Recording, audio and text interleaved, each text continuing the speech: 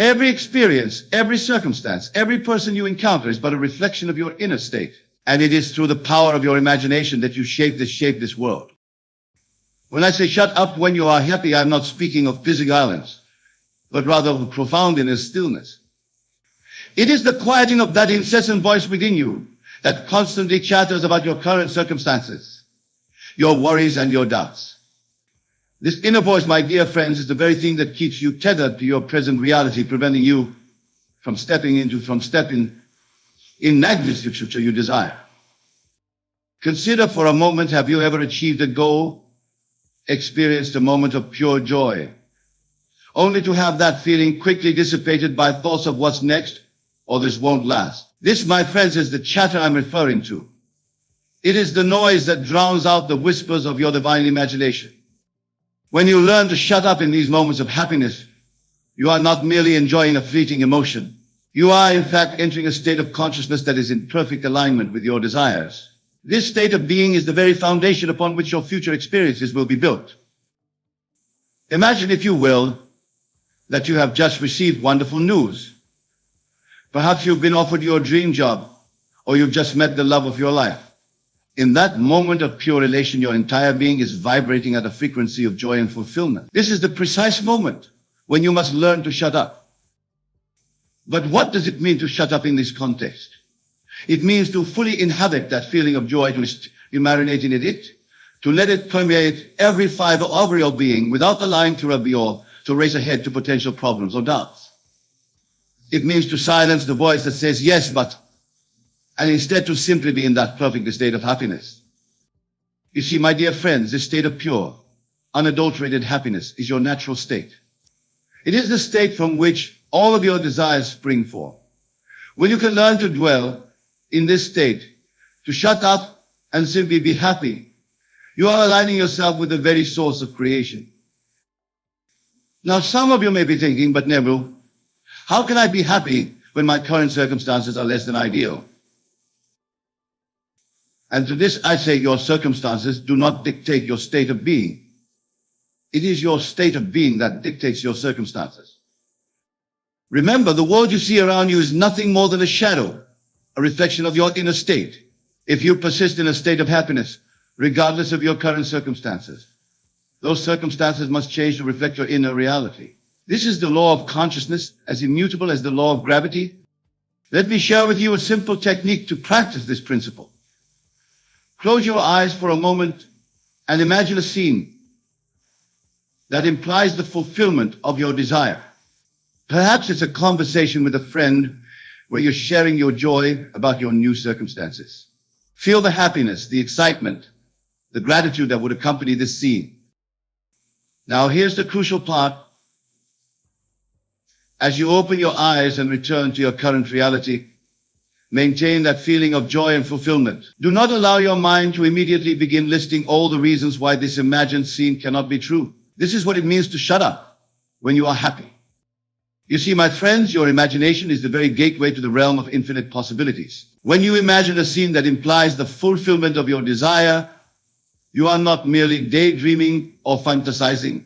You are, in fact, experiencing a reality that already exists in potential form. The power of your consciousness is such that it can collapse these infinite potential into your physical reality. But this can only happen when you learn to shut up and maintain that state of joy and fulfillment, even in the face of contrary evidence in your physical world. Consider the biblical phrase, "Be still and know that I am God." This stillness, this shutting up, is not a passive state of inaction. It is rather a profound acknowledgement of the creative power within you. It is a recognition that the I am within you is the very source of all creation. When you shut up and maintain your state of happiness, you are declaring to the universe, I am that which I desire to be. And the universe, which is nothing more than an outpicturing of your consciousness, has no choice but to conform to this declaration. Now, some of you may be wondering, but Neville, how long must I maintain this state? How long must I shut up before I see results in my physical reality? And to this I say, time is a construct of the human mind. In the realm of consciousness where all creation takes place, there is no time. Your job is not to worry about when or how your desire will manifest. Your job is simply to maintain the state of the wish fulfilled, to shut up when you are happy, to dwell in that state of joy and fulfillment, knowing with absolute certainty that what you have imagined must come to pass. Remember, my dear friends, that creation is finished. All possible states already exist. Your job is not to create your desire, but to simply step into the state where your desire is already fulfilled. And you do this by shutting up when you are happy, by maintaining that state of joy and fulfillment, regardless of what your physical senses may be telling you. Let me give you an example to illustrate this principle. Imagine a man who desires financial abundance. He may look at his current bank balance and feel despair. But if he understands the principle we're discussing today, he will shut up in that moment of despair. Instead, he will imagine a scene that implies his financial abundance. Perhaps he imagines looking at his bank statement and seeing a balance that far exceeds his current reality. He feels the joy, the relief, the excitement that comes with this newfound abundance. And here's the crucial part. As he opens his eyes and returns to his current reality, he maintains that feeling of abundance. He shuts up when he's happy. He doesn't allow his mind to immediately begin listing all the reasons why this financial abundance is impossible. He doesn't just planning how he'll make it happen. He simply dwells in the state of the wish fulfilled, knowing that his outer world must conform to his inner state. This, my friends, is the true meaning of faith. It is not a blind belief in something outside of yourself. It is an absolute knowing that what you have imagined must come to pass because you have aligned yourself with the creative power of the universe. Now let's delve deeper into the practical application of this principle. How do you maintain this state of happiness, this inner quietude in the face of a world that seems to constantly challenge your desired state? The key lies in understanding that your reactions to external events are entirely within your control. When circumstances arise that seem to contradict your desired state, you have a choice. You can allow these circumstances to pull you out of your state of happiness, or you can choose to shut up and maintain your joy. This doesn't mean ignoring your current reality or living in denial. It means understanding that your current reality is nothing more than a shadow of past thoughts and beliefs. By maintaining your state of happiness, you are casting a new shadow, creating a new reality that must conform to your inner state. Consider the story of Job in the Bible. Despite losing everything, Job maintained his faith. He shut up in the face of adversity, refusing to let his circumstances dictate his inner state. And in the end, his reality conformed to his unwavering faith. You, my dear friends, are faced with this same choice every moment of every day. Will you allow the circumstances of your life to dictate your inner state? Or will you choose to shut up when you're happy, to maintain that state of joy and fulfillment, regardless of what your senses are telling you? Remember, the outer world is dead. It has no power to create or to destroy. It is nothing more than a reflection of your inner state. When you truly understand this, you will see that there is nothing to fear in your external reality. It is clay in your hands, ready to be molded by the power of your consciousness. Now, some of you may be thinking, but Neville, isn't this just positive and thinking? Isn't this just ignoring reality? And to this I say, this is far more than positive thinking. This is about understanding the fundamental nature of reality itself. You see, what you call reality is nothing more than a consensual hallucination. It is a shared dream that we all participate in. But just as you can change the course of a dream by becoming aware that you're dreaming, you can change the course of your life by becoming aware of your true nature as the dreamer of your reality. When you shut up when you're happy, when you maintain that state of joy and fulfillment, regardless of your circumstances, you are not ignoring reality. You are creating a new reality. You are exercising your divine right as a co-creator of the universe. Let me share with you another technique to help you practice this principle. Throughout your day, pause periodically and ask yourself, how would I feel if my desire were already fulfilled? Then, allow yourself to fully experience that feeling. Shut up and dwell in that state of happiness even if only for a few moments. As you practice this, you'll find that it becomes easier to maintain this state for longer periods. You'll find yourself naturally shutting up when you're happy, dwelling in that state of fulfillment more and more often. And as you do this, you'll begin to notice changes in your outer world.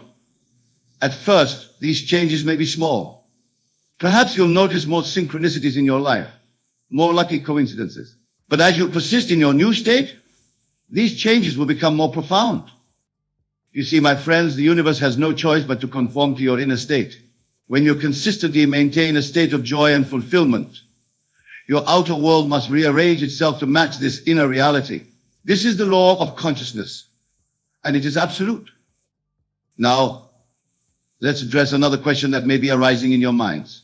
Neville, you may be thinking, what about out action? Don't we need to take action to achieve our desires? And to this I say, inspired action will naturally flow from your new state of being. When you shut up, when you're happy, when you dwell in the state of the wish fulfilled, you align yourself with the creative power of the universe. From this aligned state, you will naturally be inspired to take actions that support the manifestation of your desire. But here's the crucial difference. These actions will not come from a place of lack or need. They will not be driven by fear or desperation. Instead, they will flow naturally and effortlessly from your state of joy and fulfillment. You see, when you truly embody the state of the wish fulfilled, when you shut up and maintain that inner happiness regardless of your circumstances, you begin to see opportunities that were always there but were previously invisible to you. It's as if you're tuning into a different frequency. Just as a radio can only pick up the stations it's tuned to, your consciousness can only perceive the opportunities that align with your inner state. When you maintain a state of joy and fulfillment, you naturally tune into the frequency of abundance and opportunity. Let me give you another example to illustrate this principle. Imagine a woman who desires a loving relationship. She may look at her current circumstances and feel lonely. But if she understands the principle that we're discussing today, she will shut up in that moment of loneliness. Instead, she will imagine a scene that implies she is in a loving relationship.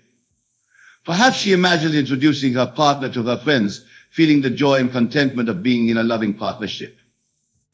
And here's the crucial part. As she opens her eyes and returns to her current reality, she maintains that feeling of being loved and in a relationship. She shuts up when she's happy. She doesn't allow her mind to immediately begin listing all the reasons why the relationship is impossible. She doesn't start planning how she'll meet someone. She simply dwells in the state of the wish fulfilled, knowing that her outer world must conform to her inner state. Now, from this state of being in a loving relationship, she may be inspired to join a new club or attend a social event. But she doesn't do this out of desperation to meet someone. She does it because it aligns with her new state of being. And because she's operating from this state of fulfillment, she naturally attracts experiences that match this state. This, my dear friends, is the true power of shutting up when you're happy. It's not about forcing yourself to feel positive emotions when you're feeling down. It's about recognizing those moments of genuine happiness, those glimpses of your desired state, and learning to dwell in them. It's about understanding that these moments of happiness are not just fleeting emotions, but glimpses of your true nature. They are windows into the reality that already exists for you in potential form. Your job is simply to step into that reality by maintaining that state of happiness. Now, I can hear some of you thinking, but Neville, what about the suffering in the world? Isn't it selfish to focus on my own happiness when there's so much pain around me? And to this I say, your joy is not separate from the joy of the world. In fact, by maintaining your state of happiness, you are contributing to the elevation of consciousness for all of humanity. You see, we are all one consciousness experiencing itself subjectively. When you elevate your own state, you are elevating the state of the inhuman collective. Your joy ripples out into the world, affecting everyone and everything around you in ways you may not even be aware of. Moreover, when you operate from a state of joy and fulfillment, you are in a much better position to help others. Think about it. Who is better equipped to lift others up, someone who is mired in misery and lack, or someone who is radiating joy and abundance? By shutting up when you're happy, by maintaining that state of joy and fulfillment, you become a beaconlet of light in the world. You inspire others not through your words, but through your very being. You demonstrate the possibility of living from a state of joy regardless of circumstances. Let's delve even deeper on this concept. When I say shut up when you're happy, I'm not suggesting that you should never express your joy or share your good fortune with others. Rather, I'm urging you to shut up the doubting voice within, the voice that seeks to diminish your joy or question its validity. You see, many of us have been conditioned to believe that we don't deserve happiness, that it's somehow wrong or selfish to feel joyful when others are suffering. But this belief is based on a fundamental misunderstanding of the nature of reality. Joy is your natural state. It is the state from which all creation springs forth. When you allow yourself to fully experience and dwell in this state, you are aligning yourself with the creative power of the universe.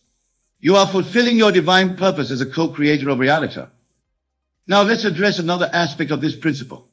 Some of you may be wondering, but Neville, what about gratitude? Aren't we supposed to express gratitude for good things in our lives? And to this I say gratitude, God, of thanking an external force for the good in your life. It is about recognizing that you are the source of all that you experience. When you shut up when you're happy, when you dwell in the state of the wish fulfilled, without questioning or doubting, or expressing the highest form of gratitude, you are acknowledging your oneness with the creative power of the universe. You are recognizing that the good in your life is not something given to you by an external force, but a manifestation of your own divine nature. This understanding transforms the way you approach gratitude. Instead of saying thank you for this blessing, you simply dwell in the state of having that blessing, knowing that it is a natural expression of your true self. This is shutting up when you're happy in its purest form. Let me share with you another technique to help you practice this principle. Throughout your day, whenever you experience a moment of joy or satisfaction, no matter how small, pause and fully inhabit that feeling. Don't immediately rush to the next thing. Don't allow your mind to start planning or worrying. Simply be in that state of happiness. As you practice this, you'll find that these moments of joy become more frequent and more prolonged. You'll begin to notice the abundance of happiness that already exists in your life. And as you dwell in these states of happiness, you'll find that your external reality begins to shift to match your inner state.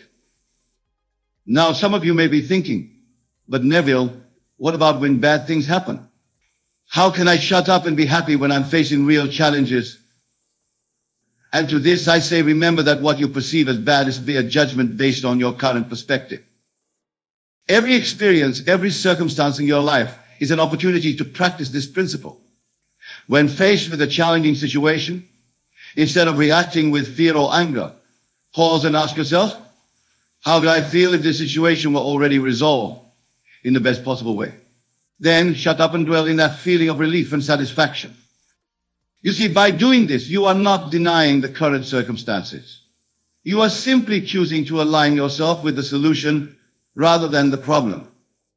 You are shutting up the voice of fear and doubt and instead dwelling in the state of the wish fulfilled. This doesn't mean that you ignore the situation or fail to take appropriate action. It means that you take action from a state of confidence and assurance, knowing that the solution already exists. This is the power of shutting up when you're happy, even in the face of apparent adversity. Let's explore this concept further. When you shut up, when you're happy, you are essentially entering a state of allowing. You are allowing your desires to manifest without resistance. You are aligning yourself with the natural flow of creation. Think of it like this. The universe is constantly offering you everything you'd ever. It's like a cosmic buffet, laden with all the experiences, relationships, and abundance you could ever want.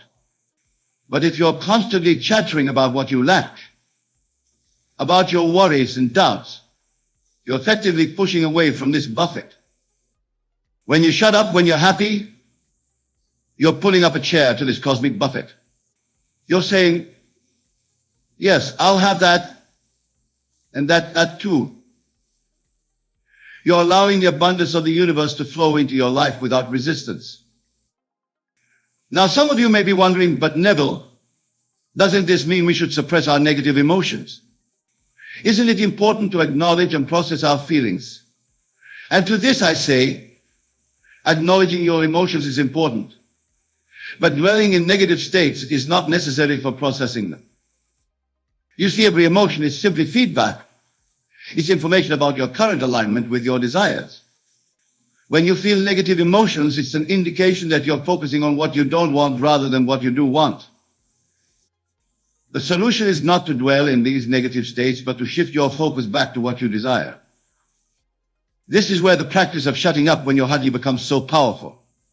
By consciously choosing to dwell in positive states, even for short periods, you're training yourself to align with what you want. You're building new neural pathways that make it easier and easier to maintain these positive states. Let me give you another example to illustrate this principle. Imagine a man who desires better health. He may look at his current physical condition and feel discouraged. But if he understands the principle we're discussing today, he will shut up in that moment of discouragement. Instead, he will imagine a scene that implies his perfect health. Perhaps he imagines effortlessly running a marathon, feeling the strength and vitality in his body. And here's the crucial part. As he opens his eyes and returns to his current reality, he maintains that feeling of health and vitality. He shuts up when he's happy. He doesn't allow his mind to immediately begin listing all the reasons why level of health is impossible. He doesn't start worrying about his current symptoms or planning a rigorous health regimen. He simply dwells in the state of perfect health, knowing that his outer world must conform to his inner state. Now, from this state of perfect health, he may be inspired to make different food choices or to engage in physical activities. But he doesn't do this out of fear or desperation. He does it because it aligns with his new state of being. And because he's operating from this state of health and vitality, he naturally attracts experiences that match this state. This, my dear friends, is the transformative power of shutting up when you're happy. It's about recognizing that your outer world is nothing more than a reflection of your inner state. By maintaining a state of joy and fulfillment, you are literally reshaping your reality. Now, let's address another important aspect of this principle. Some of you may be wondering, but Neville, how do I maintain this state of happiness when I'm surrounded by negativity? How do I shut up and stay happy when others are constantly complaining or spreading fear? And to this, I say, remember that you are the operant power in your reality. The thoughts and emotions of others have no power over you unless you give them that power. When you shut up when you're happy, you are declaring your independence from the collective consciousness of lack and limitation. This doesn't mean you become insensitive to the struggles of others. It means you maintain your state of joy and fulfillment as a gift to those around you. You become a living example of the possibility of happiness regardless of circumstances.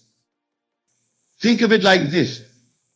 If you were in a dark room with a group of people, would it be more helpful to join them in complaining about the darkness or to light a candle? When you shut up when you're happy, you are lighting that candle.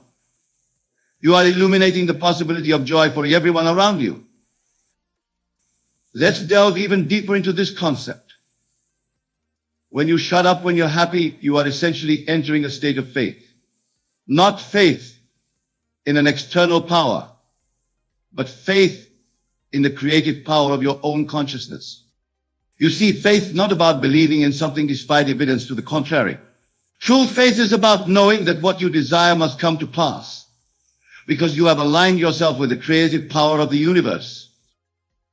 When you shut up when you're happy, when you maintain that state of joy and fulfillment regardless of your current circumstances, you are exercising this type of faith. You are declaring to the universe, I know that what I desire is already mine, in the realm of infinite possibilities, and I choose to dwell in that reality now. This type of faith is unshakable, because it's not based on external circumstances. It's based on your understanding of the fundamental nature of reality. It's based on your recognition of your true identity as the operant power in your world. Now, some of you may be thinking, but Neville, isn't this just magical thinking? How can simply feeling happy change my external reality? And to this I say what you call magical thinking is simply a recognition of the true nature of consciousness. You see, consciousness is the only reality. What you perceive as your external world is nothing more than a projection of your consciousness. When you change your inner state, you are literally changing the projection. This is not magic. This is the fundamental law of creation. Let me give you one final example to illustrate this principle. Imagine a woman who desires to advance in her career. She may look at her current job situation and feel stuck. But if she understands the principle we're discussing today, she will shut up in that moment of frustration. Instead, she will imagine a scene that implies her career advancement. Perhaps she imagines receiving congratulations from her colleagues on her new position. And here's the crucial part. As she opens her eyes and returns to her current reality, she maintains that feeling of success and accomplishment. She shuts up when she's happy. She doesn't allow her mind to immediately begin listing all the reasons why this career advancement is impossible. She doesn't start stressing about how to make it happen. She simply dwells in the state of career success, knowing that her outer world must conform to her inner state. Now, from this state of career success, she may be inspired to take on new projects or to network with certain individuals. But she doesn't do this out of desperation or fear of missing out. She does it because it aligns with her new state of being. And because she's operating from this state of success, she naturally attracts opportunities that match the state. This, my dear friend, is the true power of shutting up when you're happy. It's about recognizing those moments of alignment with your desires, those glimpses of your ideal state, and learning to dwell in them. It's about understanding that these moments of happiness are not just fleeting emotions, but windows into the reality that already exists for you in potential form. Your job is simply to step into that reality by maintaining that state of happiness, by shutting up the doubting voice, the voice of lack and limitation, and instead dwelling in the state of the wish fulfilled. As we come to the close of our discussion, I want to leave you with this final thought. The power to shape your reality lies within you. It always has, and it always will. When you shut up, when you're happy, when you learn to dwell in the state of the wish fulfilled, you are claiming this power. You are declaring to the universe, I am that which I desire to be. And the universe, which is nothing more than an outpicturing of your consciousness, has no choice but to conform to this declaration. So, my dear friends, I urge you, shut up when you're happy. Dwell in that state of joy and fulfillment. Maintain it regardless of what your senses may be telling you. For in doing so, you are aligning yourself with the creative power of the universe. You are stepping into your true identity as the author of your reality. Remember, creation is finished. All possible states already exist. Your job is not to create your desire, but to simply step into the state where your desire is already fulfilled. And you do this by shutting up when you're happy, by maintaining that state of joy and fulfillment, regardless of what your physical senses may be telling you. Go forth, my friends, and practice this principle. Shut up when you're happy. Dwell in the state of the wish fulfilled, and watch as your world transforms to match your inner reality. For you are the operant power, the author of your life story. Write it well, with joy and with the unwavering faith that comes from understanding your true nature as a divine creator. Imagine waking up one day to find that your wildest dreams have become your reality. The life you've always yearned for, the abundance, you've craved the love. You've longed for all of it, manifested before your very eyes. What if I told you that this is not merely a fantasy, but a truth that lies dormant? Within you, waiting to be awakened, the universe is not some distant, unresponsive entity. It is a living, breathing force that is constantly listening to the whispers of your soul. And once you start asking the universe in the right way with unwavering faith and conviction, your desires are not just heard, but they're already done. Have you ever wondered why some people seem to effortlessly attract abundance, love, and success, while others struggle to make ends meet? The answer lies in the power of your thoughts. your beliefs and your emotions, they're all powerful frequencies that shape your reality. When you learn to harness this power, when you learn to communicate with the universe in its own language, you become the master of your own destiny. But here's the catch. Most people ask from a place of lack, from a place of doubt. And fear they beg and plead with the universe, hoping for scraps of mercy. But the universe does not respond to desperation. It responds to faith. It responds to the unshakable belief that what you desire is already yours. So how do you ask the universe in a way that guarantees results?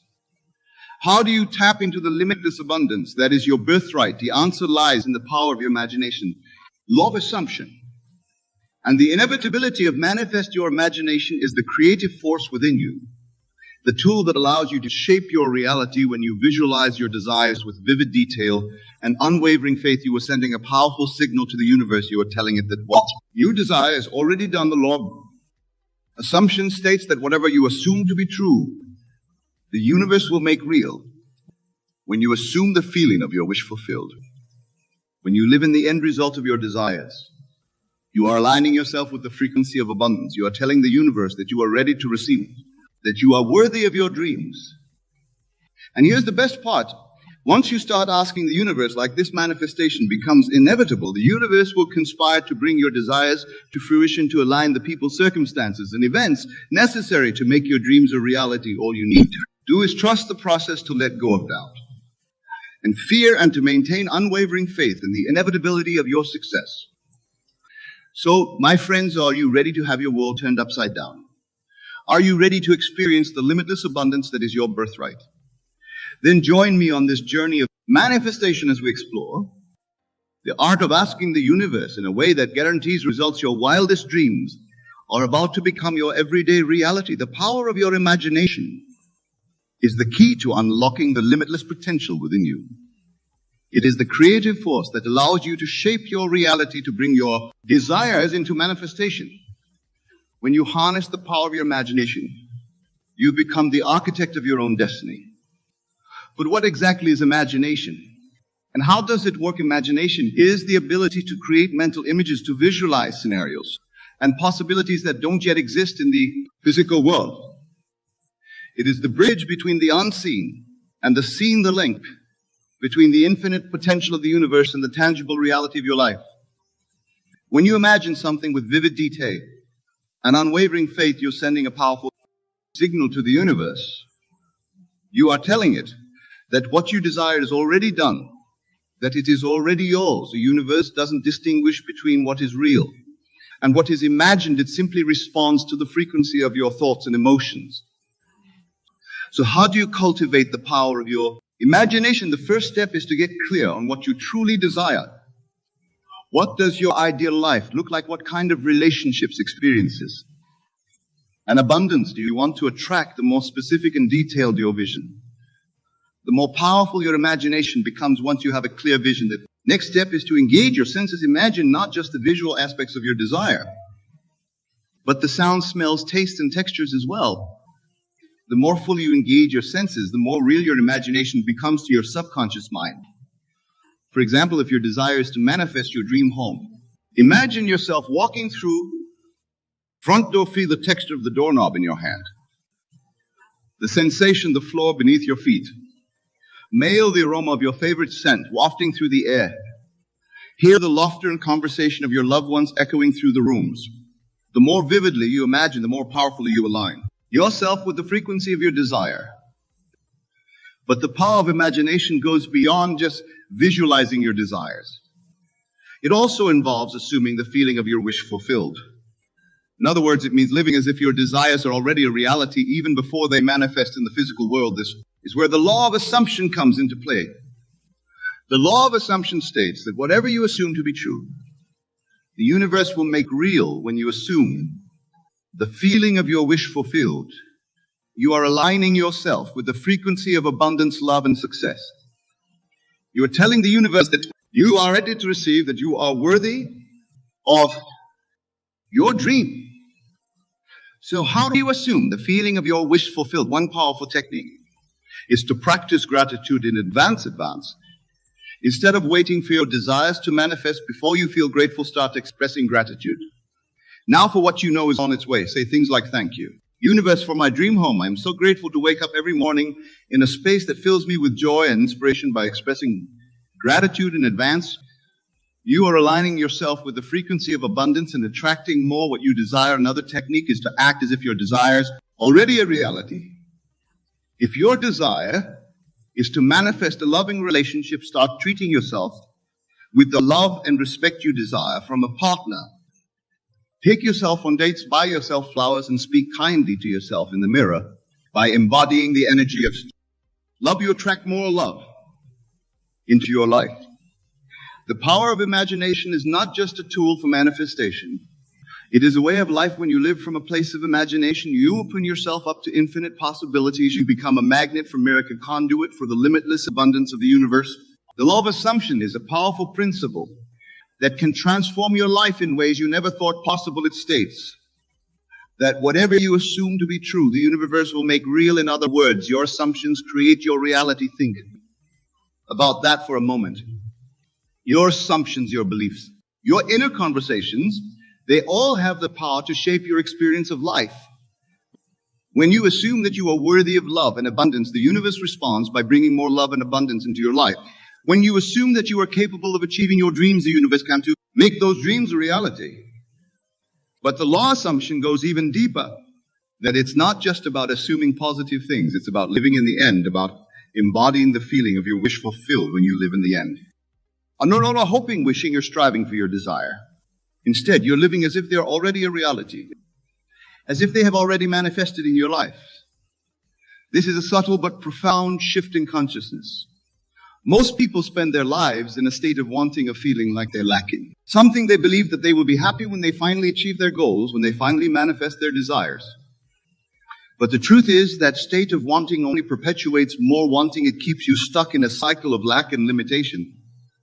The law of assumption, you to break free from that cycle, to step into the reality of your desires right now.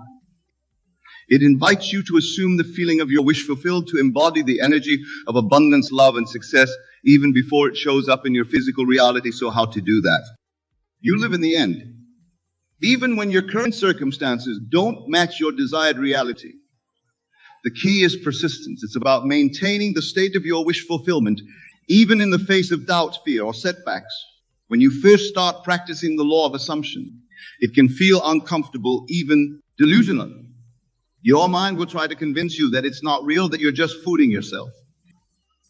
But the more you persist in maintaining the state of your wish fulfilled, the more natural it becomes. You start to see evidence of your desired manifesting in your life, and your faith grows stronger. One powerful way to maintain the state of yours fulfilled is through affirmations. Affirmations are positive statements that you repeat to yourself, either out loud or silently, that reinforce your desired reality. For example, if your desire is to manifest financial abundance, you might repeat affirmations like, I am a magnet for money. Abundance flows to me easily and effortlessly. I'm worthy of all the wealth and prosperity I desire. By repeating these affirmations consistently, you are reprogrammed in your subconscious mind to align with the reality of your desires. You're shifting your assumptions, your beliefs, and your inner conversations to match the frequency of abundance. Another way to maintain the state of your wish fulfilled.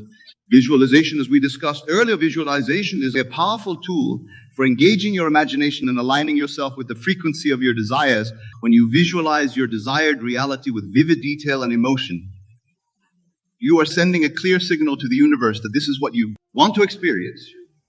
But the key to effective visualization is to engage all of your senses, not just your visual sense imagine, not just what your desired reality looks like or what it feels like, smells like, tastes like, and sounds like. The more fully you engage your senses, the more real your visualization becomes to your subconscious mind. The law of assumption is not just a tool for manifestation. It is a way of being. When you live from a place of assumption, you are no longer a victim of your circumstances. You become the creator of your reality, master of your destiny. You recognize that your assumptions, your beliefs, and your inner conversations have the power to shape your experience of life. And you choose to align them with the reality of your desires. Now that we've explored the power of imagination and the law of assumption, let's dive into the art of asking. Asking is the bridge between your desires and their manifestation. It's the way you communicate with the universe, the way you declare your intentions and set the wheels of creation in motion. But here's the thing, most people don't know how to ask. They ask from a place of lack of desperation or fear. They beg and plead with the universe, hoping for scraps of mercy. But the universe doesn't respond to desperation. It responds to faith. It responds to the unwavering conviction that what you desire is already yours. So how do you ask in a way that guarantees results? The first step is to ask with faith. Faith is the substance of things hoped for, the evidence of things not seen. When you ask with faith, you're not hoping or wishing for your desires to manifest. You are declaring that they are already done. You are aligning yourself with the reality of your desires even before they show up in your physical world. This kind of faith requires a deep trust in the universe and knowing that your desires are not just possible, but inevitable. It requires you to release your attachment to the how and when of manifestation and to surrender to the perfect timing and unfolding of the universe. The second step in the art of asking is to ask with conviction. Conviction is the unshakable belief in the truth of your desires, is the inner knowing that what you want is already yours, that it's your divine right to experience abundance, love.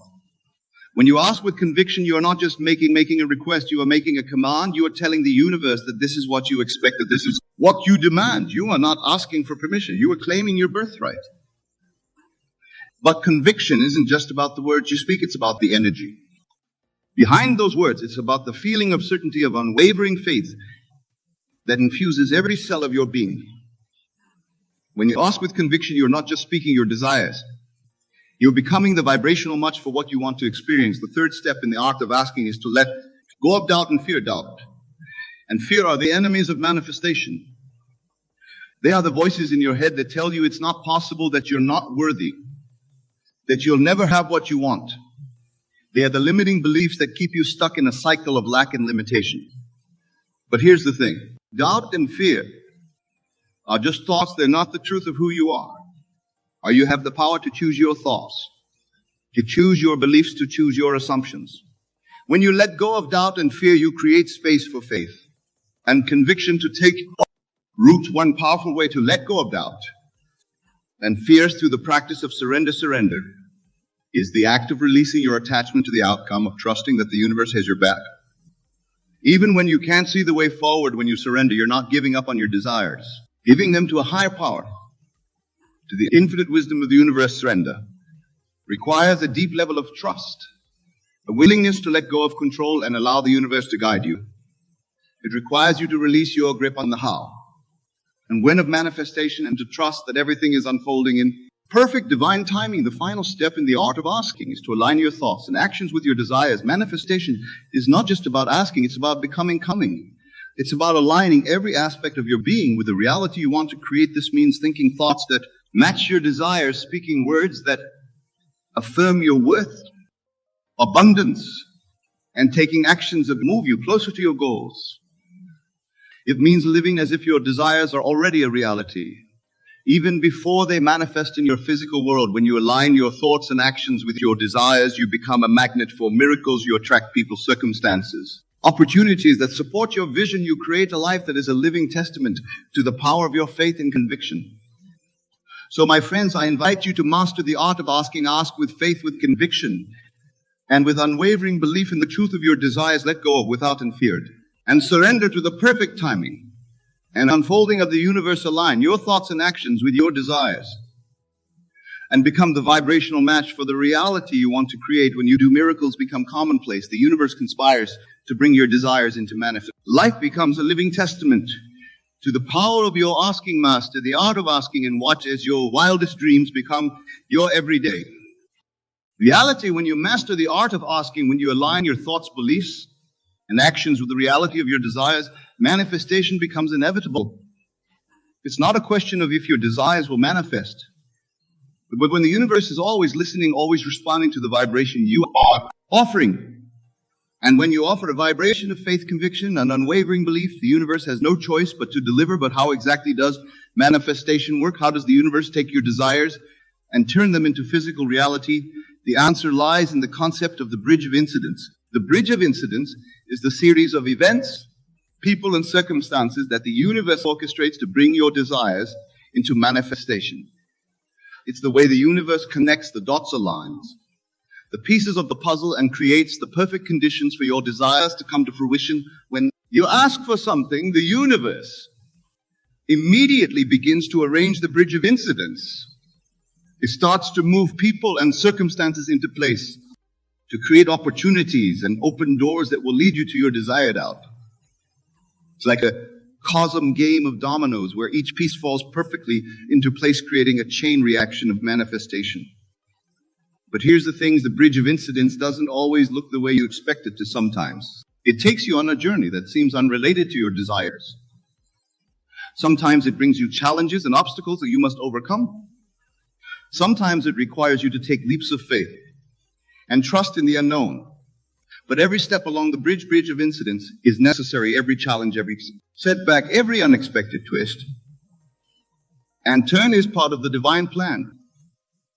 It's all leading you closer to your desires, even when it doesn't feel like it. The key to navigating the bridge of incidents is to trust the process, to surrender to the journey, even when you can't see the way forward, to have faith that the universe is conspiring in your favor, even when it feels like everything is falling apart.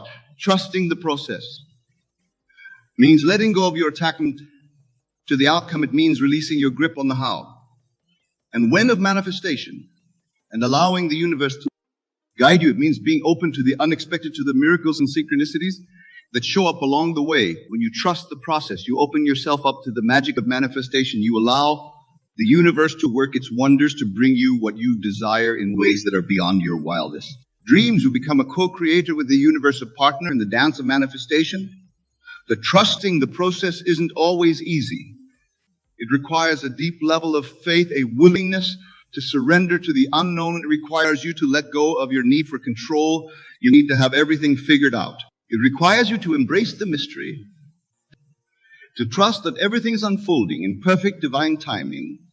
One way to cultivate trust in the process is through the practice of gratitude. Gratitude is the act of acknowledging and appreciating the blessings in your life, even before your desires have manifested. When you practice gratitude, you shift your focus from lack to abundance, from scarcity to sufficiency.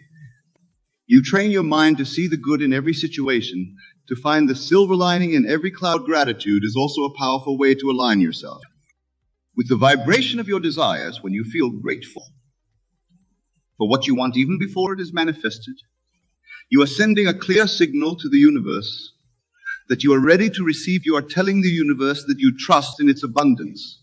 Way to cultivate trust in the process is through the practice of surrender. Surrender is the act of letting go of your attachment to the outcome, of releasing your need to control every aspect of your life. When you surrender, you are not giving up on your desires. You're giving them over to a higher power, to the infinite wisdom of the universe.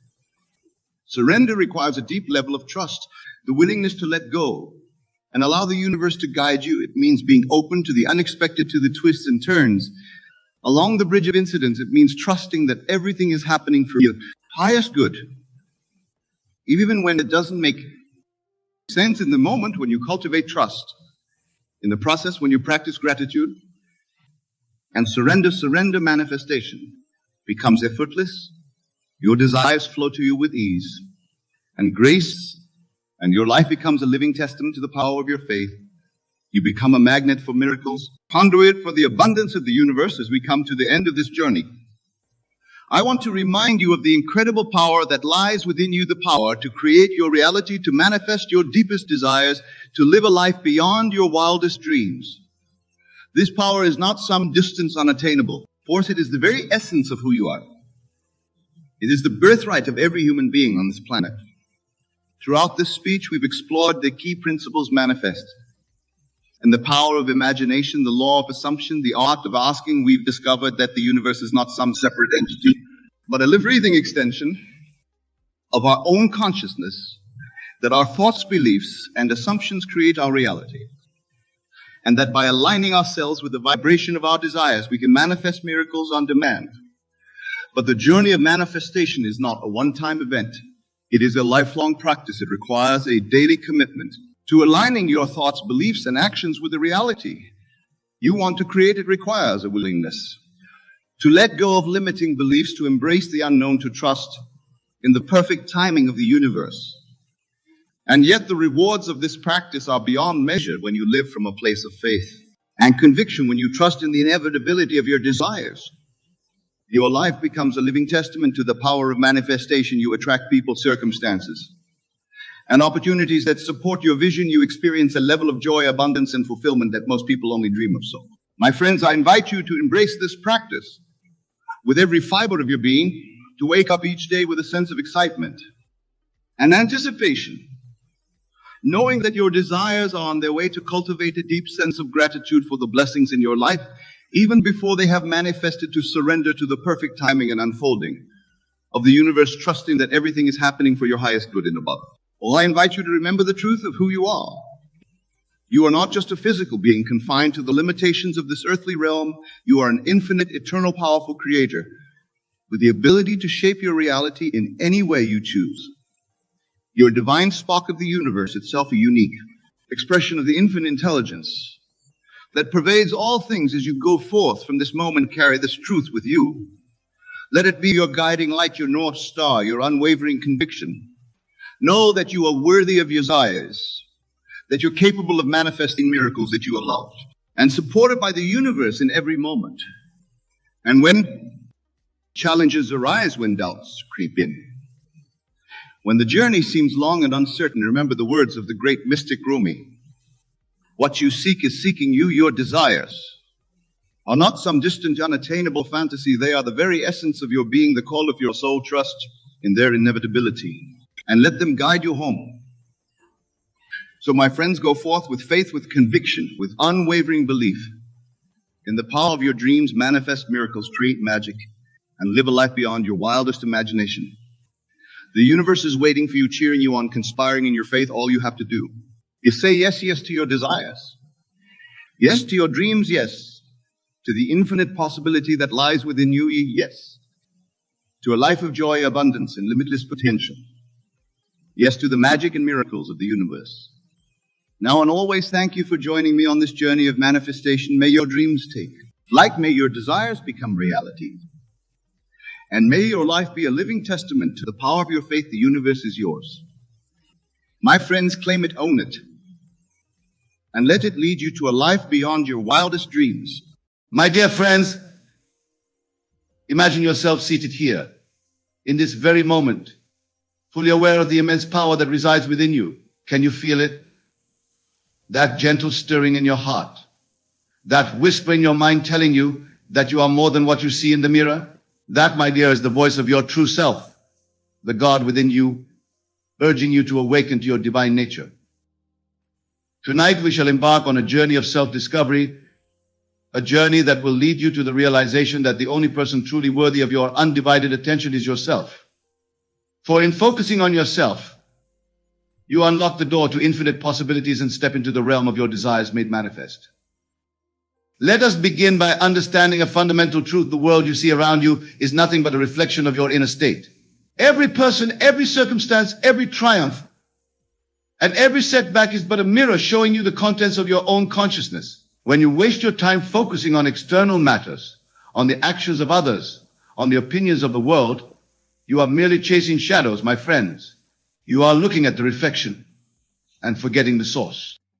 But I say unto you, turn your gaze inward, for it is within that you will find the wellspring of all creation. The kingdom of heaven is within you, and it is time you claimed your rightful place on that throne. Now some of you might be thinking, but Neville, how can focusing on myself be the answer? Isn't that selfish to you? I say this, there is no greater act of love, no greater service to the world than to realize the God within you. For when you focus on yourself, truly focus on your inner being, you are focusing on God. And in doing so, you elevate not just yourself, but all of creation.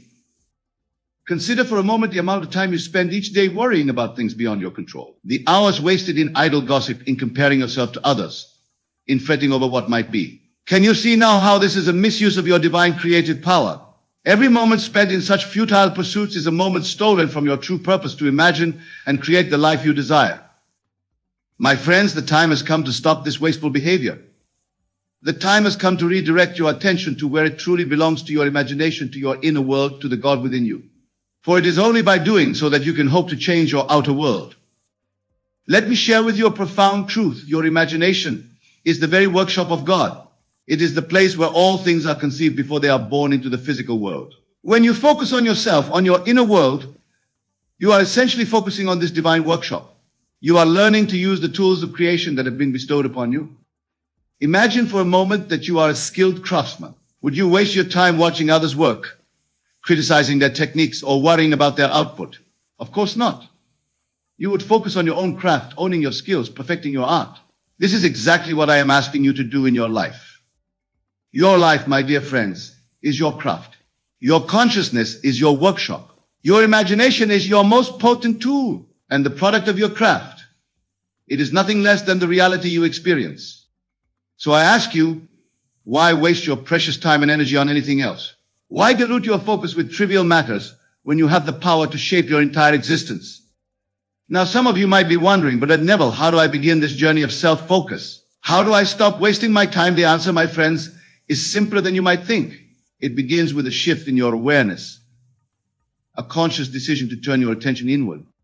Start by becoming aware of your thoughts. Notice how often your mind wanders to external concerns, to what others are doing, to past regrets or future anxieties. Each time you catch yourself in such thoughts, gently but firmly bring your attention back to yourself, to the present moment, to your inner world. This practice, simple as it may seem, is the foundation of all change. For you see, your outer world can only change when your inner world changes first. And your inner world can only change when you give it your undivided attention. As you begin to focus more on yourself, you will start to notice the immense power that has always been within you. You will begin to see that the circumstances of your life are not random occurrences, but direct manifestations of your inner state. This realization, my friends, is the key to unlocking your true potential. For when you understand that your inner world creates your outer world, you will naturally want to spend more time cultivating your inner garden. You will want to focus on yourself, not out of selfishness, but out of a deep understanding that this is the most effective way to create positive change in your life and in the world around you. Now let us delve deeper into what it truly means to focus on yourself. It is not, as some might believe, about indulging in every whim or desire. It is not about becoming self-centered in the negative sense of the word.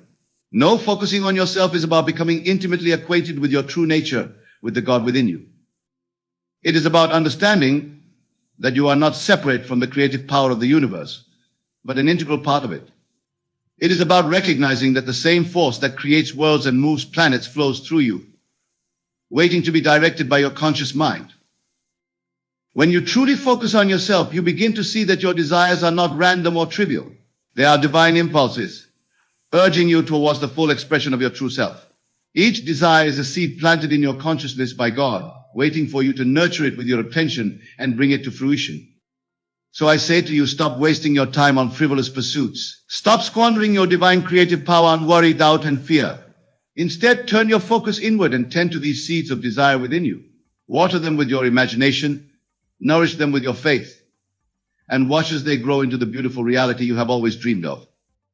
Remember, my dear friends, that time is the most precious resource you have. Each moment is a gift, an opportunity to create, to grow, to become more of who you truly are. When you waste your time focusing on external matters, on things you cannot control, you are essentially rejecting this gift. You are saying to the universe, I do not value this opportunity you have given me. But when you focus on yourself, when you direct your attention to your inner world, you are honoring this gift. You are saying, I recognize the power within me, and I choose to use it wisely. This, my friends, is the true meaning of gratitude. It is not merely saying thank you for what you have, but using what you have been given to its fullest potential. Now, some of you might be thinking, but Neville, I have responsibilities. I have a job, a family, obligations. How can I focus on myself without neglecting these to you? I say this focusing on yourself does not mean ignoring your duties or isolating yourself from the world. It means performing all your actions from a place of inner awareness, from a state of alignment with your true self. When you focus on yourself in this way, you bring the power of your awakened consciousness to everything you do. Your work becomes not just a means to earn a living, but an expression of your inner creativity. Your relationships become not obligations, but opportunities to express the love that you are. Every aspect of your life becomes infused with the divine power that flows through you. This, my friends, is the secret to living a truly fulfilling life. It is the key to stop wasting your time and start using it in a way that aligns with your highest purpose. For when you focus on yourself, on your inner world, you are focusing on the very source of all creation. And from this source, all good things flow. So I urge you, my dear friends, to make this commitment to yourself today. Commit to focusing on your inner world, on the God within you. Commit to stop wasting your time on external concerns and trivial matters. Commit to nurturing the seeds of your desires with the power of your imagination. For in doing so, you are not just changing your own life, you are changing the entire world. Because as you will come to realize, the world is you pushed out. Every change you make within yourself is reflected in the world around you. Every moment you spend in alignment with your true self creates ripples of positive change that extend far beyond what you can see. This is the true power of focusing on yourself. This is the magic that happens when you stop wasting your time and start using it to explore the infinite potential within you. This is the miracle of living from the state of the wish fulfilled, of knowing that what you desire is already yours in the realm of imagination. My friends, the time for change is now. The power is within you. The choice is yours. Will you continue to waste your time on external concerns, on worry and doubt? Or will you turn your focus inward to the God within you and begin to create the life you truly desire? I say to you, choose wisely, for in this choice lies the key to your freedom, to your happiness, to the full expression of your divine nature. Choose to focus on yourself, not out of selfishness, but out of a deep understanding that this is the most powerful way to serve the world. For when you focus on yourself, when you align with the God within you, you become a beacon of light in this world. You become a living example of what is possible when one recognizes their true nature. You become a channel through which the infinite creativity of the universe can flow. And in doing so, you inspire others to do the same. You show them, through your own transformed life, that they too have this power within them. You become a living testament to the truth that I have been sharing with you tonight. So, my dear friends, I implore you, focus on yourself. Stop wasting your time on things that do not serve your highest good. Redirect your attention to your inner world, to your imagination, to the God within you. For it is here, in this inner realm, that all things are possible. Remember, the outer world is but a shadow, a reflection of your inner state. By focusing on yourself, by cultivating your inner garden, you are creating the most beautiful, the most abundant, the most loving outer world possible. This is not selfish. This is your divine duty, your sacred responsibility. As we continue on this journey together, I want you to hold this truth close to your heart. You have power and power in your life. Not your circumstances, not other people, not the world around you. You and you alone have the power to shape your reality through the focus of your attention and the power of your imagination.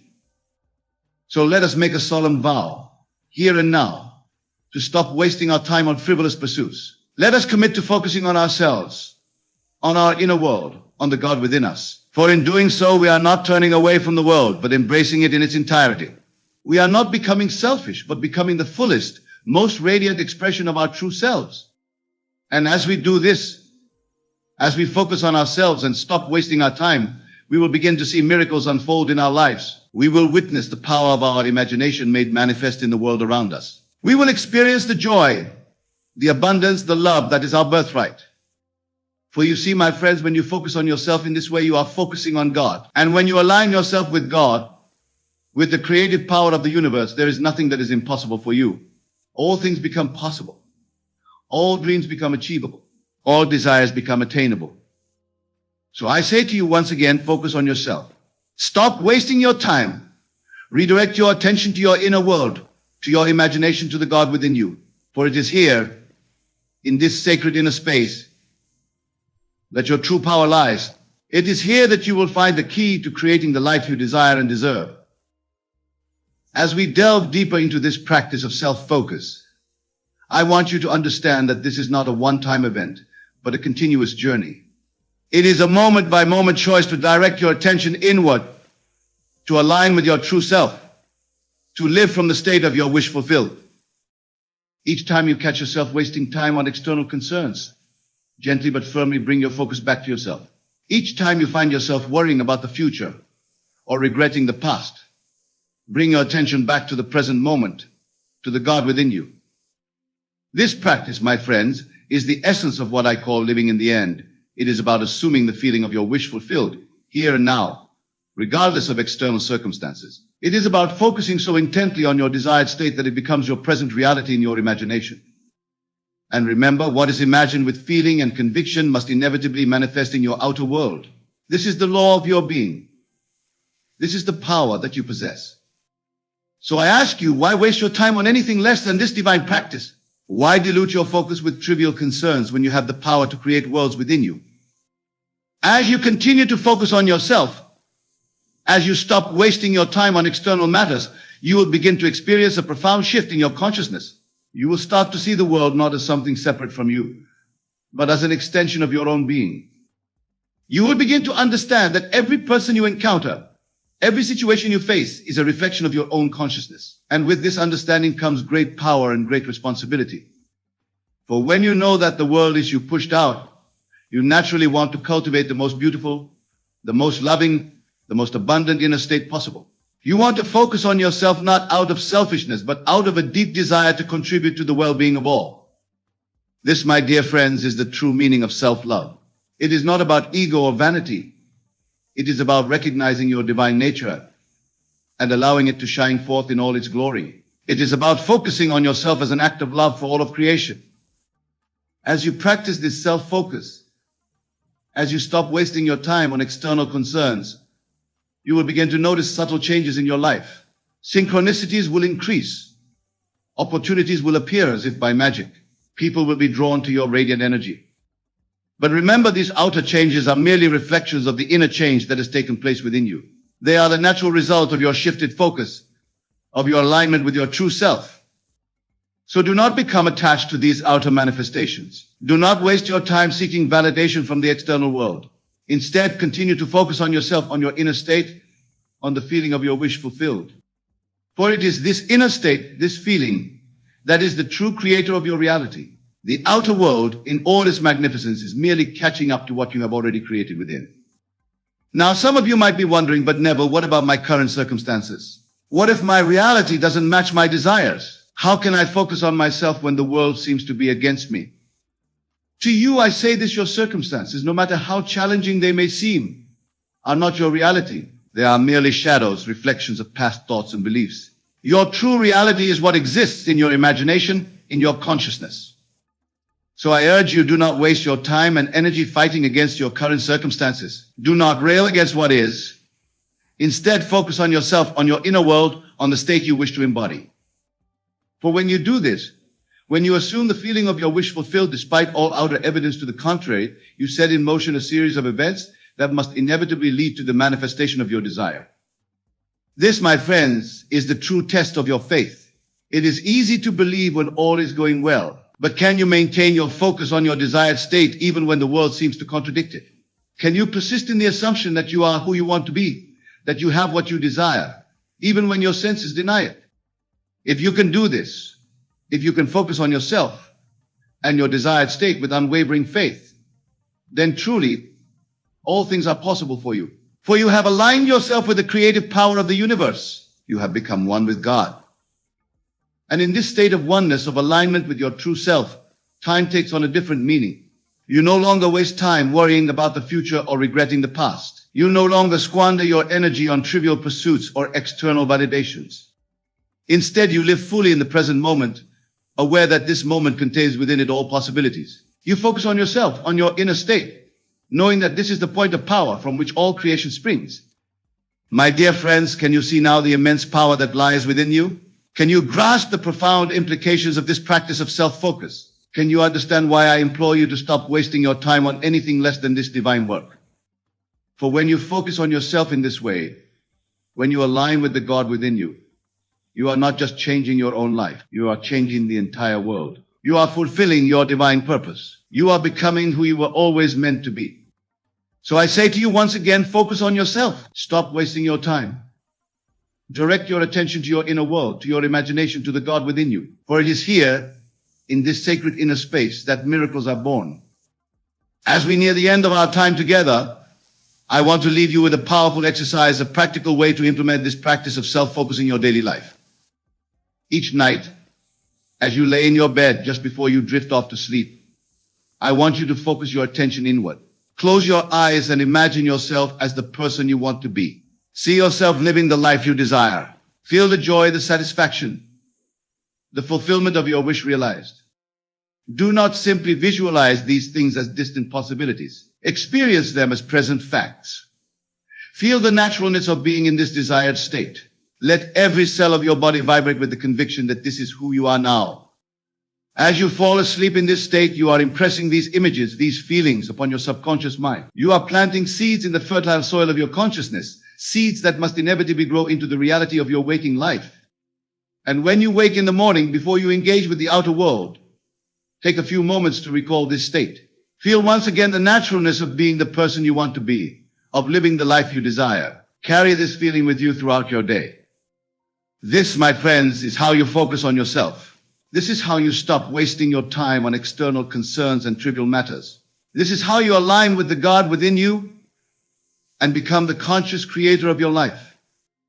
Remember, your imagination is the workshop of God. It is the place where all things are conceived before they are born into the physical world. By focusing on yourself, on your inner world, you are essentially working in this divine workshop. You are using the tools of creation that have been bestowed upon you. So use these tools wisely. Use them with love, with joy, with unwavering faith. For as you do, you will begin to see your outer world transform in ways you never thought possible. And as these transformations occur, do not become complacent. Do not waste your time basking in your achievements or resting on your laurels. Instead, continue to focus on yourself, on your inner world, on the next beautiful state you wish to embody. For you see, my dear friends, this journey of self-discovery, of self-focus, is never ending. There is always more to explore, more to create, more to become. The moment you think you have arrived is the moment you begin to stagnate. So keep pushing forward. Keep exploring the infinite potential within you. Keep focusing on yourself, not out of ego, but out of a deep understanding that this is how you best serve the world. For when you focus on yourself in this way, when you align with the God within you, you become a beacon of light in this world.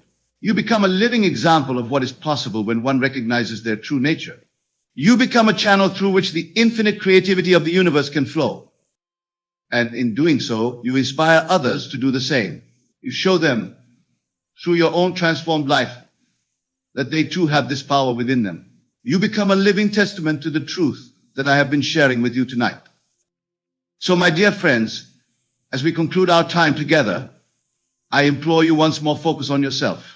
Stop wasting your time on things that do not serve your highest good.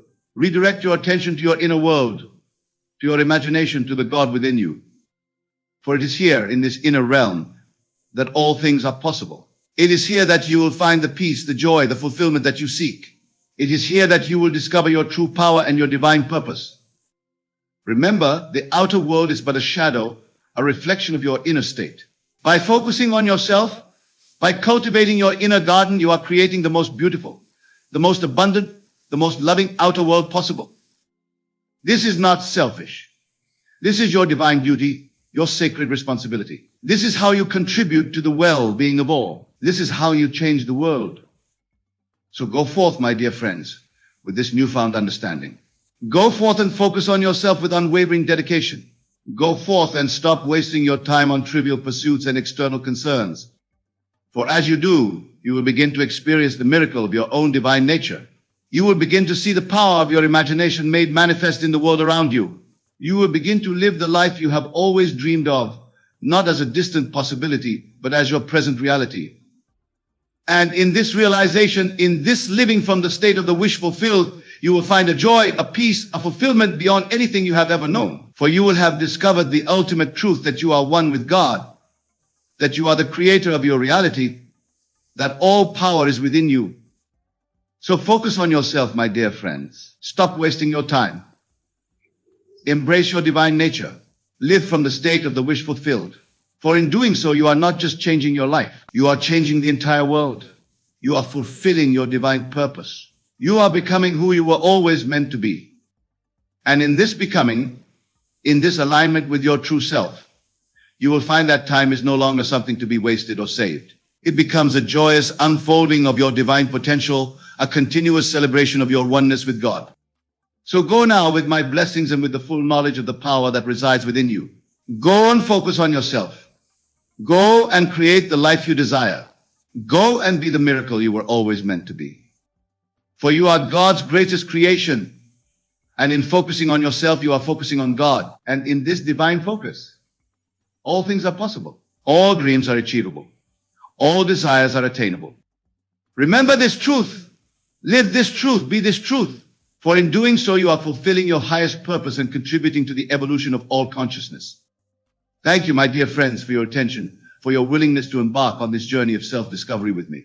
May you go forth and focus on yourself with unwavering dedication, knowing that in doing so, you are aligning with the very power that creates worlds. God bless you all. Your imagination creates reality. The world you see around you is nothing more than the outpicturing of your inner states. Every circumstance, every person, every experience in your life is a reflection of your consciousness. This is not philosophy. This is the law by which the universe operates. Now you may be thinking, if this is true, why haven't I manifested my desires already? The answer lies in your understanding and application of this law. Most people live their lives reacting to external circumstances, believing that what they see is the cause of their experience. But I tell you now, it is the exact opposite. Your inner world is the cause, the outer world is the effect. To manifest anything in just 7 days, you must first grasp this concept fully. You are not a victim of circumstances, you are the creator of them. Your current reality is the result of your past thoughts, beliefs, and assumptions. To change your reality, you must change your inner world. Let us delve into the process of manifestation. The first step is to clearly define what you wish to manifest. Be specific. Vague desires produce vague results. If you want to manifest abundance, define exactly what abundance means to you. Is it a specific amount of money? A particular lifestyle? A fulfilling career? The more precise you are, the more powerful your manifestation will be. Once you have clarity on your desire, the next step is to enter the state of the wish fulfilled. This is where many falter, for they continue to see their desire as something in the future, something to be attained. But I tell you now, to manifest your desire, you must assume the feeling of already having it. Close your eyes for a moment and imagine your desire as already fulfilled. See it, feel it, experience it in your imagination as if it were happening now. What would you see if your desire were already a reality? How would you feel? What would you hear? Engage all your senses in this imaginal act. This is not mere daydreaming or wishful thinking. When you imagine with feeling, you are creating reality. For your subconscious mind does not distinguish between what is vividly imagined and what is physically experienced. It accepts as true whatever you impress upon it with feeling. Now, here is where the true power of manifestation lies. You must persist in this state of the wish fulfilled. For the next 7 days, you must live from the end. You must think, feel, and act as though your desire is already a reality. This is not pretending or deceiving yourself. This is aligning yourself with the truth of your desire at the level of cause. Many will tell you that manifestation requires action in the physical world.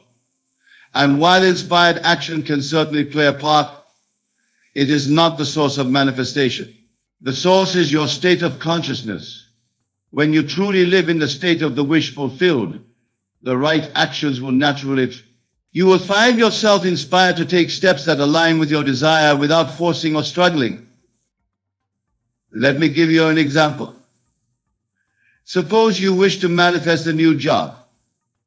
Instead of frantically sending out resumes and constantly worrying about finding employment, you would assume the feeling of already having your ideal job. You would wake up each morning feeling the satisfaction of going to a job you love. You would imagine conversations with colleagues, the sense of fulfillment at the end of a productive day. You would feel the financial security that comes with your new position. As you persist in this state, you may find yourself inspired to reach out to a particular person or to attend an event you wouldn't have considered before. These inspired actions arise naturally from your new state of consciousness. They are not the cause of your manifestation, but rather the bridge of incidents that leads to the physical realization of your desire. Now, some of you may be thinking, but what if I can't maintain this state consistently for 7 days? This is a common concern, and it brings us to a crucial point, the law of assumption. You do not need to maintain the state perfectly for every moment of those 7 days. What matters is the dominant state of your consciousness. Think of it like this: when you plant a seed in the ground, you don't dig it up every day to check on its progress. You plant it, water it, and trust in the natural process of growth. Similarly, when you plant the seed of your desire in your subconscious mind through your imaginal act, you must have faith in the law. This faith is not blind belief, but a knowing based on your understanding of the law. Just as you know that a seed planted in fertile soil will grow into a plant, you know that a desire planted in your subconscious mind with feeling will manifest in your physical reality. During these 7 days, it's natural for doubts to rise. You may look at your current circumstances and see no evidence of your desire. This is where many give up, thinking the law isn't working. But I tell you now, this period of seeming inaction is crucial. It is the gestation period of your manifestation. Just as a pregnant woman doesn't see the evidence of her child in the early stages, yet knows with certainty that the child is growing within her, you must know with certainty that your desire is taking form, even when you can't yet see it. This knowing, this unshakable faith, is what distinguishes those who manifest quickly from those who struggle. When doubt arises, do not fight it. Simply return to your imaginal act. Re-enter the state of the wish fulfilled. Feel the reality of your desire now. Now let's address a common misconception about manifestation. Many believe that to manifest their desire, they must constantly think about it, visualize it, affirm it. But this approach often leads to frustration and a sense of lack. For when you constantly affirm something, you are affirming its absence in your current experience. Instead, I offer you a more powerful approach. Live in the end. Once you have done your imaginal act, once you have assumed the feeling of the wish fulfilled, go about your day as if your desire is already a fact. This state of natural acceptance is far more powerful than any affirmation. Consider this: when you have something, you don't constantly think about having it. You simply enjoy it, use it, live with the knowing of its presence in your life. This is the state you must assume in relation to your desire. For these 7 days, live as though your desire is already a fact. When you wake in the morning, feel the naturalness of having your desire fulfilled. As you go about your day, let your actions, your conversations, your thoughts naturally align with the reality of your fulfilled desire. If your desire is financial abundance, feel the ease and security that comes with it. If your desire is a loving relationship, feel the joy and companionship as you go about your day. Let it be so natural, so much a part of you, that you hardly think about it directly. This state of living in the end is what truly activates the law of manifestation. For you are no longer trying to get something, you are being someone who already has it. And it is this state of being that attracts the physical manifestation of your desire. Now let's address another crucial aspect of manifestation: detachment. This may seem contradictory to what we've discussed about living in the end, but it is in fact complementary. Detachment doesn't mean not caring about your desire. It means not being anxiously attached to how or when it will manifest.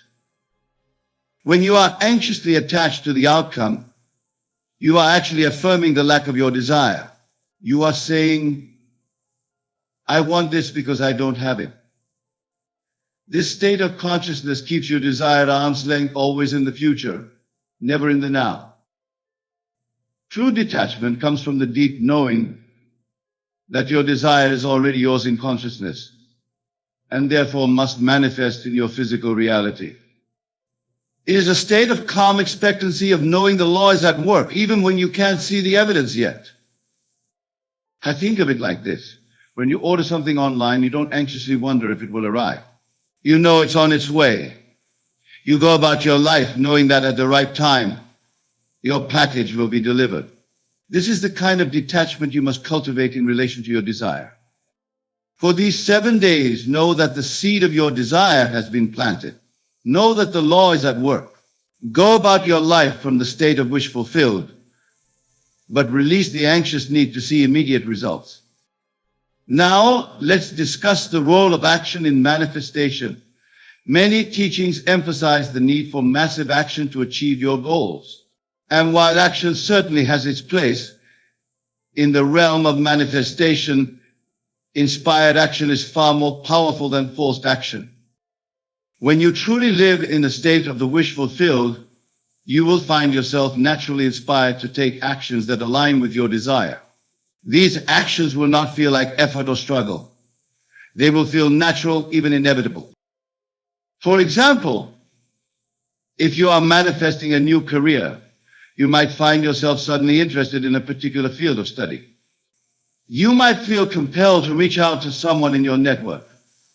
These inspired actions arise from your new state of consciousness, serve as a bridge of incidents leading to the manifestation of your desire. During these 7 days, remain open to inspiration. Follow your intuition. If you feel a strong impulse to do something, do it. Even if it doesn't seem directly related to your desire. Trust that your subconscious mind, aligned with your desire, is guiding you towards its manifestation. Now, let's address a question that often arises. What if I don't see my desire manifest in 7 days? This question reveals a misunderstanding of the nature of time in manifestation.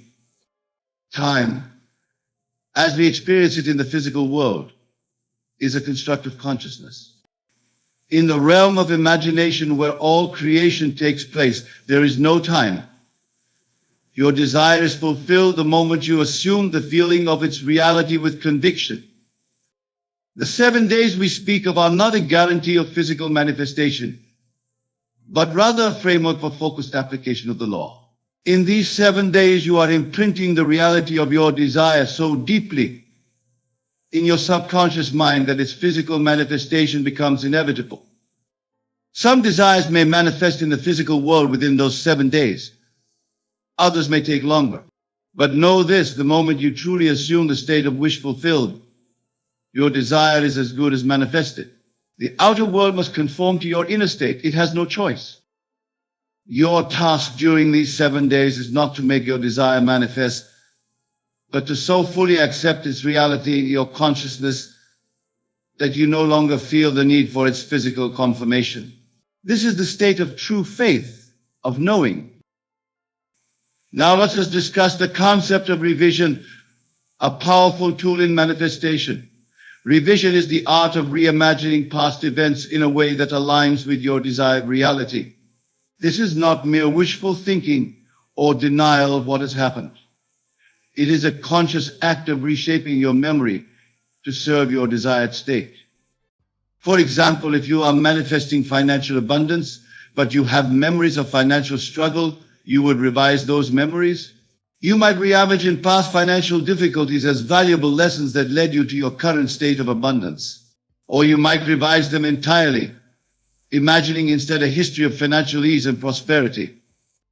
This practice of revision is crucial because your subconscious mind draws upon your memories to create your current experience.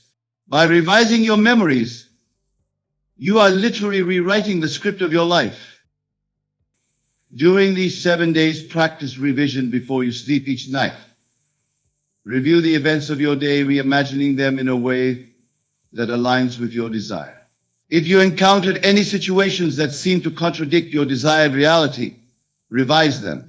See them instead as stepping stones towards your desire, or reimagine them entirely. This practice of revision, combined with living in the state of wish fulfilled during your waking hours, creates a powerful alignment in your consciousness. You are creating a new past, present, and future all at once, all aligned with your desire.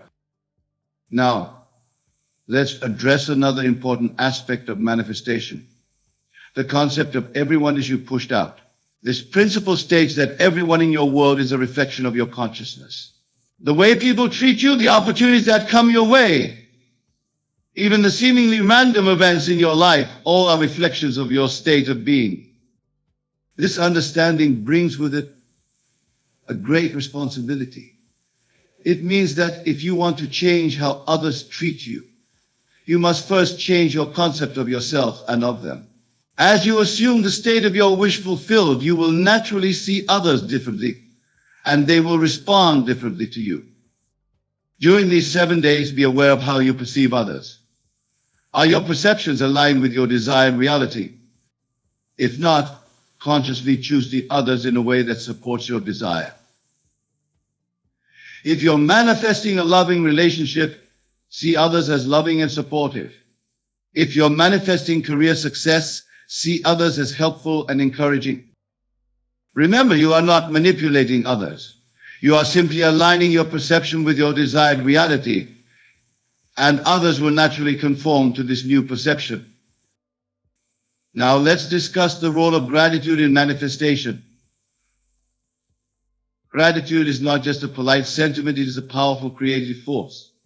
When you are truly grateful, you are acknowledging the presence of your desire in your life. You are affirming its reality, even before it manifests in the physical realm.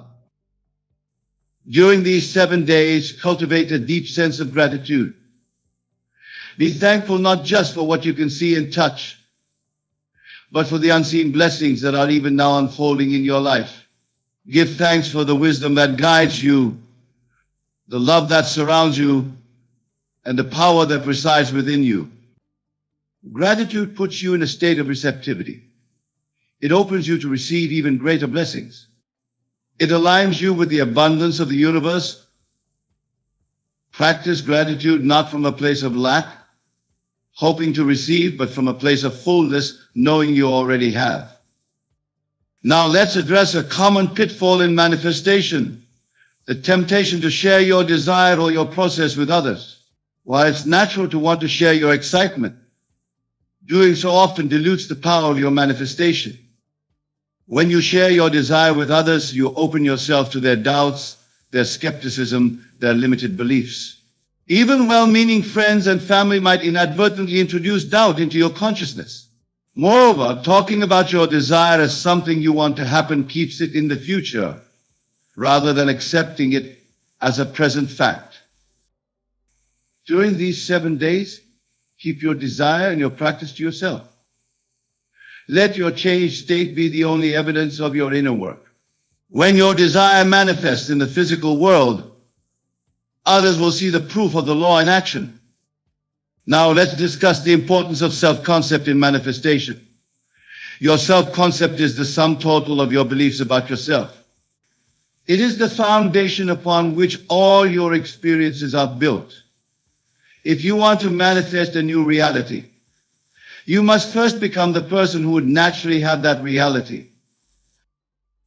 For example, if you're manifesting financial abundance, you must see yourself as someone who is naturally abundant, who manages money wisely, who attracts wealth effortlessly. If you're manifesting a loving relationship, you must see yourself as someone who is worthy of love, who gives and receives love easily. During these 7 days, pay attention to your self-talk. How do you describe yourself in your own mind? Are these descriptions aligned with your desire? If not, consciously choose new, empowering self-concepts. Remind yourself often of who you truly are, a divine being capable of creating any reality you choose. Now let's address the concept of Sabbath in manifestation. The Sabbath in this context is not about a particular day of the week, but about a state of mind. It is a state of complete rest from all effort, a state of knowing that your work is done. In manifestation, the Sabbath state is crucial. It is the state of total acceptance of your desire as an accomplished fact. In this state, you no longer feel the need to make your desire happen, because you know it is already done.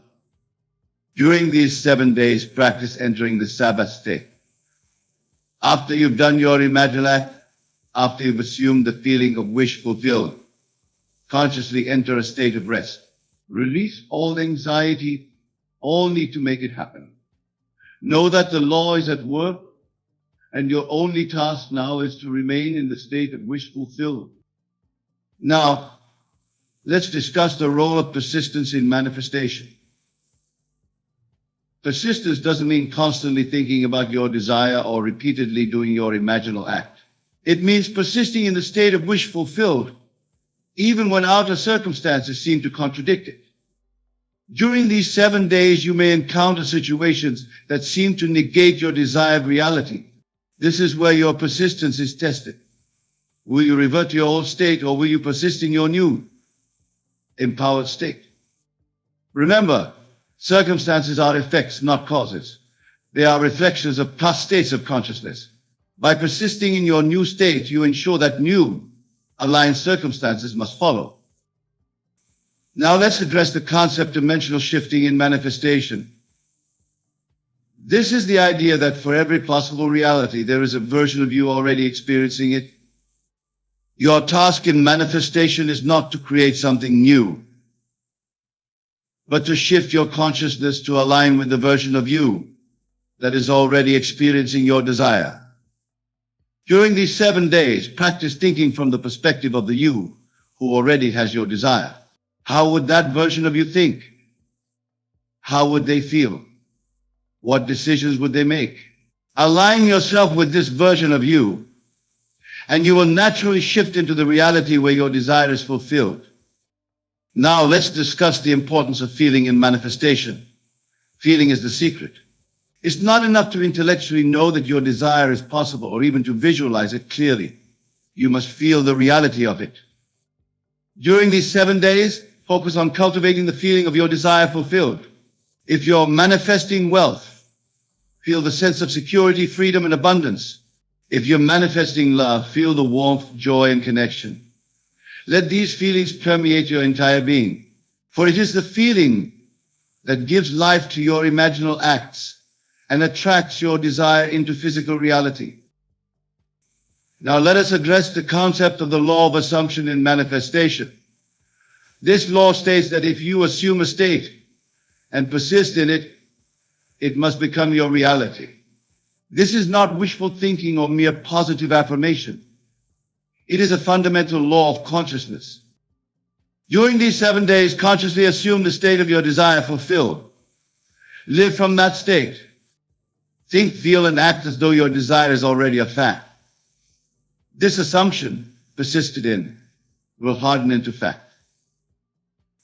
Let's discuss the role of silence in manifestation. After you have done your imaginal act, after you have assumed a feeling of wish fulfilled, there comes a time for silence. This silence is not just external, but internal. It is a cessation of all inner chatter about your desire. In this silence, you allow the seed of your desire to take root and grow. You do not dig it up every day to see if it's growing. You trust in the law, knowing that what is done in consciousness must manifest in reality. Now let's address the concept of everyone as you pushed out in more depth. This principle means that your perception of others is a reflection of your own consciousness. If you want to change how others treat you, you must change your perception of them. During these 7 days, practice seeing others as you would like them to be. If you're manifesting a promotion, see your boss as supportive and appreciative of your work. If you're manifesting a loving relationship, see others as kind and affectionate. Remember, you are not manipulating others, you are adjusting your own perception, and others must conform to this new perception. Let's discuss the importance of self-love in manifestation. Self-love is not vanity or egotism. It is a recognition of your true nature as a divine being worthy of all good things. Without self-love, you may subconsciously block your manifestations, feeling unworthy of receiving them. During these 7 days, practice radical self-love. Appreciate yourself. Acknowledge your worth. You know that you are deserving of all that you desire. This self-love will align you with the frequency of your desire, making its manifestation effortless. Now, let's address the concept of living in the end. This means experiencing your desire as a present fact, not a future possibility. It's not about pretending or fooling yourself. It's about aligning your consciousness with the reality where your desire is already fulfilled. During these 7 days, live as though your desire is already yours. How would you think, feel, and act if your desire were already manifested? Embody that state fully.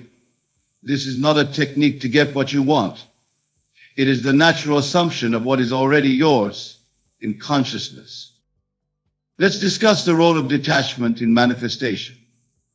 Detachment doesn't mean not caring about your desire. It means releasing the anxious need for it. When you are anxiously attached to an outcome, you are affirming its absence in your life. True detachment comes from the knowing that your desire is already yours in consciousness, and therefore must manifest in physical reality. It is a state of calm certainty, of knowing the law is at work, even when you can't see the evidence yet. Now let's address the concept of revision once more. Revision is not just about changing your memories of past events. It's about reinterpreting your entire life story in a way that supports your desired reality. During these 7 days, revise not just individual events, but your entire life narrative. See your past as a perfect unfolding that has led you to this moment of manifestation.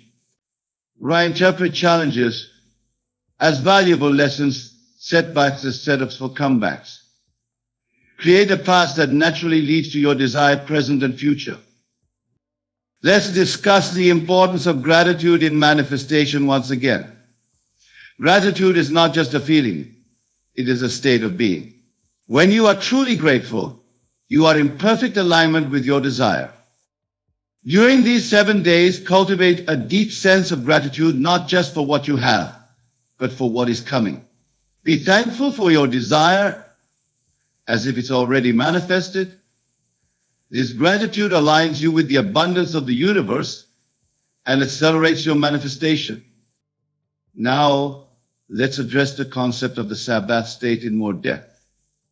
The Sabbath state is a state of complete rest from all effort. It is the knowing that your work is done in consciousness, and now you can rest in the certainty of its physical manifestation. During these 7 days, practice entering the Sabbath state after each imaginal act. Release all anxiety, all need to make it happen. Rest in the knowledge that the law is at work and your desire must manifest. Let's discuss the role of patience in manifestation. Patience in this context is not passive waiting. It is active trust in the law. It is knowing that what is done in consciousness must manifest in reality, and allowing that manifestation to unfold in its perfect timing. During these 7 days, cultivate patience born of certainty. Know that your desire is manifesting, even if you can't see the evidence yet. Trust in the perfect unfolding of the law. Now let's address the concept of inspired action in manifestation. While the inner work of consciousness is primary, inspired action can play a role in bridging the gap between your inner and outer worlds. Inspired action arises naturally from your new state of consciousness. It doesn't feel like effort or struggle. It feels natural, even inevitable. During these 7 days, remain open to inspiration. Follow your intuition. If you feel a strong impulse to do something, do it, even if it doesn't seem directly related to your desire. Let's discuss the importance of persistence in manifestation once more. Persistence is not about constantly thinking about your desire or repeatedly doing your imaginal act. It's about persisting in the state of wish fulfilled, even when outer circumstances seem to contradict it. During these 7 days, your persistence may be tested. You may encounter situations that seem to negate your desired reality. Remember, these are reflections of past states of consciousness. Persist in your new, empowered state, knowing that new, aligned circumstances must follow. Now let's address the concept everyone is you pushed out one final time. This principle reminds us that our outer world is a reflection of our inner state. Every person, every circumstance in your life is mirroring some aspect of your consciousness. During these 7 days, observe your interactions with others. How are they reflecting your state of consciousness? If you notice any undesirable reflections, use them as opportunities to adjust your inner state. Remember, as you change, your world must change to match. In conclusion, remember that manifestation is not about making something happen. It's about aligning your consciousness with the reality where your desire is already fulfilled. These 7 days are a focused period of aligning your thoughts, feelings, and assumptions with your desired reality. Trust in the law. Know that what you have done in consciousness must manifest in reality. Go forth in the certainty of your divine creative power, knowing that your desire is already yours. For in truth, there is no separation between you and your desire. You are one with it now and always.